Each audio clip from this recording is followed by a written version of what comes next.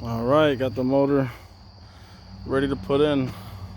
Forgot to mount my flex plate, but I'm about to do that right now. But yeah, man, this thing is it's almost ready.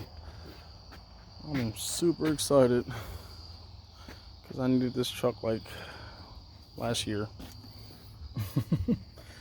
It's a lot to deal with, man. I should have made this a how-to video from the beginning, but I was in a rush because the motor blew on me unexpectedly.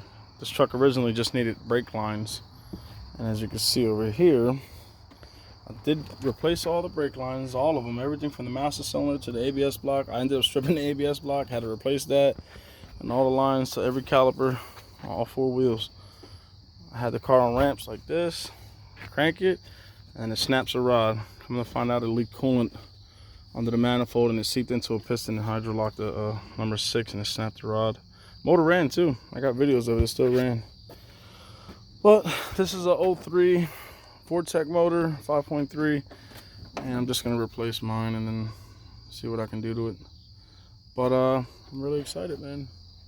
This thing's looking good.